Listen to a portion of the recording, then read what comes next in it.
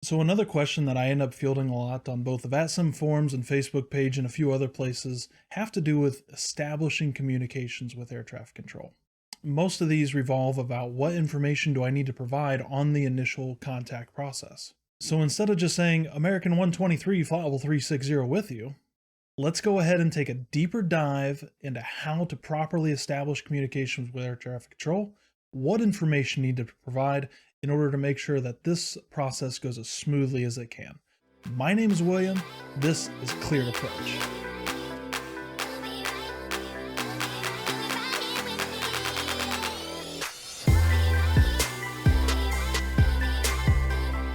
Hey everyone, welcome to the channel where we talk about flight simulation and air traffic control procedures. If you're not already familiar with me, I stream VATSIM air traffic control services over on Twitch at the channel Cleared Approach. You can find me down at the links below. As always, what we're going to talk about today is for flight simulation purposes only, and it has to do with air traffic control procedures in the United States. Before we get started, don't forget to hit the subscribe button down below. And after you're done watching this video, if you like it, make sure you give it a good thumbs up so we can try to reach as many people as we can. So, establishing communications with air traffic control. It usually comes off as fairly easy, but there's a couple nuances that are in there that a lot of people either forget about or they just don't know. One quick note, this video we're already going to assume you know when to contact air traffic control. We're not going to cover that here in this video, otherwise we're just going to get way too long. But if you would like to see a video covering when to contact air traffic control, leave a comment down below and we'll definitely consider it here for the future. So let's go ahead and talk about how we're going to establish communications with air traffic controllers during your next flight on the VATSIM network. One of the first things we can reference is the Airman's Information Manual, section 423, which is contact procedures. I'll leave a link down in the bottom for that as well. It starts by saying the terms initial contact or initial call-up mean the first radio call when you make to a given facility or the first call to a different controller. A, the name of the facility being called. B, your full aircraft identification as you have filed in your flight plan or as in section 424, which covers aircraft call signs. C, when operating on an airport service, state your position. D, the type of message to follow or your request if it's short. And E, the words over if required. Hey Joe, when was the last time you heard anybody say over on the frequency? Okay, let's start off saying that you're on the ground looking for clearance delivery. First thing we're going to do is check the ATC. Before we give any controller a call, make sure you go and you listen to the ATC frequency when it's available. If no ATC is available, also check for AWOSs. Lastly, even with ATC or AWOS information, make sure you also check the METAR and any NOTAMs, which would be in your pre-flight briefing. You'll notice when you listen to the ATC, the very end of it will sound something like this. Advise on initial contact. You have information, Lima. So we're definitely going to want to include that when we make our initial call out to clearance delivery. Now, if you're receiving a pre-departure clearance, we can skip contacting clearance delivery altogether unless we have a question regarding our clearance. Next, we're going to move on to the ground control position. One of the important things with the ground control position is to state the ATC if we didn't already with clearance delivery, and also let them know of our position. It should sound something like this. Atlanta ground, Delta 123, ramp 3 north with information Lima, ready to taxi. The next position we'll end up contacting is the local control position, which we refer to as tower. Remember that ground control doesn't always need to tell you to contact the tower controller. You can just call them as you approach the end of the runway and when you're ready for departure. If you're in a jet, be prepared for air traffic control to issue your departure clearance. Only props will we wait for you to announce that you're ready after you've completed a run-up. If you notice that you're not number 1 for the runway and there's a few airplanes in front of you, you don't need to give them a call when you're 5th in line either. This is so that we're not blocking the radio frequency with a call when they can't do anything with you anyways. Now, if we're VFR, we want to have a few changes into this. First of all, there may not be a need to contact clearance delivery. It really depends on the location. If you're at a Class B airport, you'll definitely want to contact clearance delivery for your clearance to exit the Class Bravo airspace. At other airports, sometimes they'll have you contact the clearance delivery controller for additional information. Other times they'll just have you go straight to the ground controller. So when VFR, make sure you state your direction of flight. That way they can get you to the runway that would best suit the operation. Also, if you're looking for flight following, make sure you also state that as well, so that way they can get you the proper information for radar services after your departure. Okay, we've begun our departure roll, and we know that the next person we're going to contact is typically the departure controller at a TRACON, or maybe even a center at some of your airports.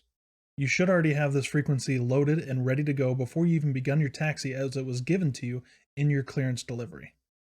Now, if you're departing the primary airport for that departure control position, you really won't need to give a position because the tower controller will do it for you in what's known as a rolling boundary notification. If it's not, it may be best to state what airport you're departing off of. That way they can radar identify you using the position. The second thing you're going to state is your altitude leaving. Radar controllers need to verify the accuracy of your Mode C transponder, as sometimes it may be giving you a different response than what you're actually at. If your Mode C transponder is giving the controller something of 300 feet or greater difference than what you state, you may hear them ask you to double check your altimeter setting and to say it again. If it continues to be inaccurate, they may even ask you to stop altitude squawk or discontinue the use of your Mode C transponder, and then they'll just use simply pilot reports to know what altitude you're at. Also state the top altitude, your assigned altitude as well on initial contact. That way they can verify the accuracy. It's going to sound something like this. Atlanta departure, Delta 123, passing 2,200 for 10,000. Or, if not the primary departure airport, Atlanta departure, November 123 Alpha Bravo, just departed Fulton, 2 miles to the west, through 2,200 for 3,000. Okay, the next very important piece of information you most likely will hear will be the words radar contact. Make sure that you end up hearing this when you're in the radar environment.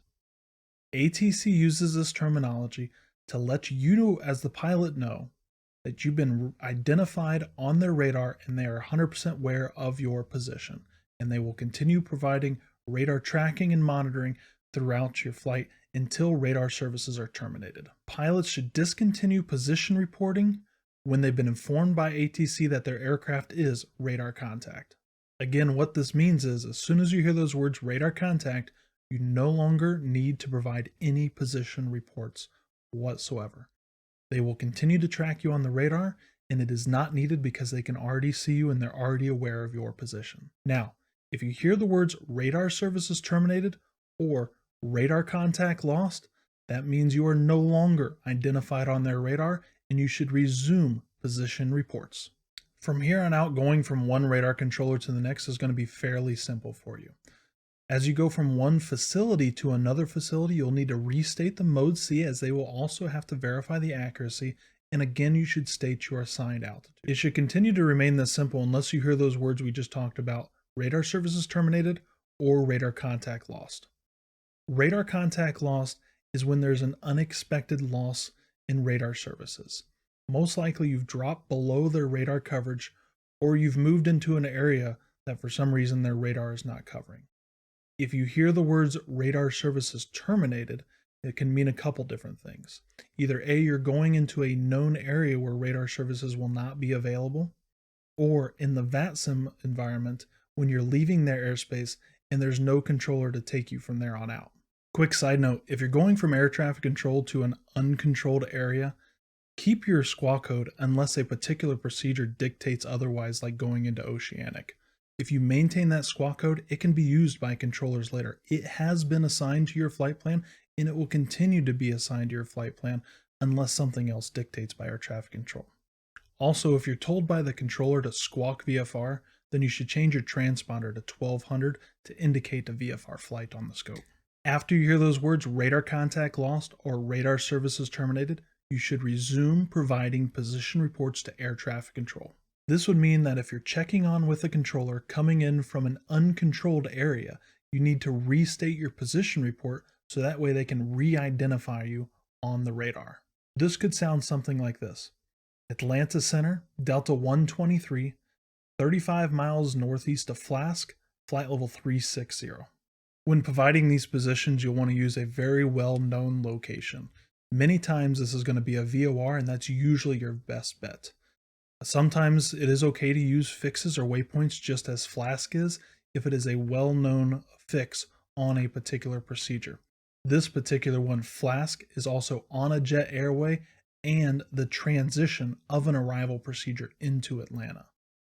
If you're VFR, you can also use VFR reporting points, which are indicated by flags on your sectional chart. Okay, now we're going to be getting really close to our destination, and our workload is dramatically going to increase the closer we get. To help anticipate this, we're going to get as much workload done early as we can. You'll start by listening to the ATC and make sure you copy down all the pertinent information for the airport. If the airport doesn't have an ATC, it'll be just like when we departed. We'll check for AWOS, as well as checking METARs and NOTAMs that were in our pre-flight briefings. A couple other ways that we'll get our workload done ahead of time in terms of contacting air traffic control.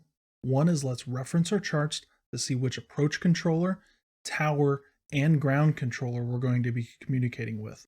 Let's go ahead and get those frequencies put into your radios well before we will actually need to contact them. That way we can just simply use a toggle switch to change from the standby to the active frequency, or just simply change from our COM1 to our COM2 radio. Again, if we've already heard those terms radar contact, then when we contact the TRACON, we won't need to provide a position. But if we have not yet heard it, then we need to go ahead and provide a position. Other things we'll need to state, just as before, is our mode C altitude so it can be verified, as well as our assigned altitude. Sometimes your assigned altitude isn't necessarily a hard altitude. It could be a descend via clearance. It could sound something like this. If we're not yet in contact with air traffic control and we have not yet been established on the radar, Atlanta approach, Delta 123, with information Lima, 20 miles southeast of Jedi through 16,000, descending via the Jedi to arrival to maintain 8,000. If we're already talking with a controller and we're identified on his radar, Atlanta approach, Delta 123, with information Lima, descending through 16,000 via the Jedi to arrival to maintain 8,000. Okay, now we're on final approach, and we've already done the work of putting the tower frequency in our COM2 radio for a simple switch. We're simply waiting on the approach controller to inform us to contact tower. If you're over the final approach fix and the approach controller has not yet told you to contact tower, don't hesitate to inquire with them if you should make the switch. Worst case scenario, if it's too busy and you can't get a word in with them, already be monitoring the tower frequency and listen for your call sign, and or possibly even call them again while still monitoring the radar approach controller and inquire with the tower if you should be over on their frequency. That one little step could be the difference between landing on the runway or performing a go-around for just simple communication issues on an overloaded frequency. Okay, now we've begun our landing rollout. We should already have a great idea of where we're going to exit the runway based on the performance numbers that we ran before we started to execute the approach. Be on the listen as we're rolling out for the tower controller to give us some initial taxi instructions. Even if we don't get them as we're clearing the runway, remain that frequency as the tower controller still may issue those instructions, especially if there's a parallel runway that we're going to have to cross. They'll tell us when to contact the ground controller, and if you don't hear anything, feel free to inquire because there might be a few airports where it's just expected for you to go straight to the ground controller. When you're getting these instructions, make sure you listen to them clearly. Write them down. That way you don't forget. Listen and follow those instructions exactly as they're stated. Let me provide you an example. At Atlanta, we have a common problem when we cross aircraft at taxiway Tango across 27 right and they're looking to taxi into ramp 1. We will inform the aircraft to turn right and join taxiway Mike short of Lima 4. What happens many times is these guys are expecting to go straight into ramp 1, but it's not capable because of other aircraft taxiing up and down Lima and or coming out of the ramp. And when you cross the runway and you stop at the other side of the hold bores, the aircraft that's also trying to cross behind you can't clear the runway, and you're now causing them to block the path for arrivals and departures on 27 right. Make sure you follow those instructions exactly as they're stated, even if it's not the shortest taxi route possible for you. Whew, we finally made it into the gate. Our flight's completed. Who would have thought we could have had this much information just simply on contacting air traffic control? Okay, let's recap a couple things here real quick. When you're already in the air and you're making initial contact with air traffic control, if you've heard the terms radar contact, you don't need to provide a position.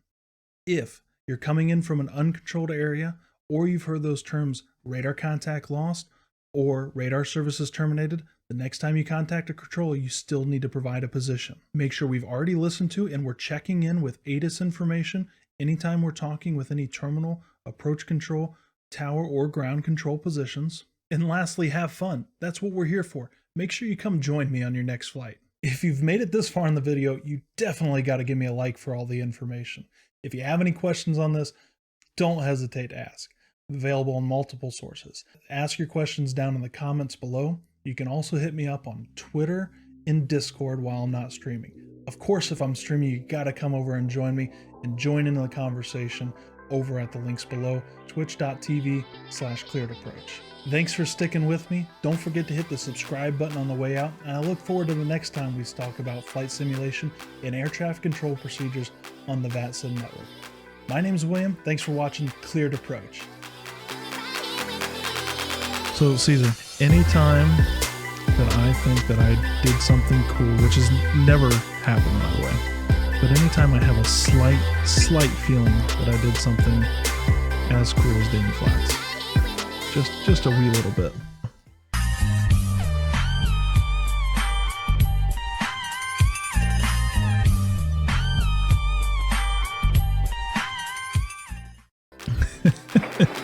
That's my Dan Flats animation. Sorry for the trouble. Frame rate's better now.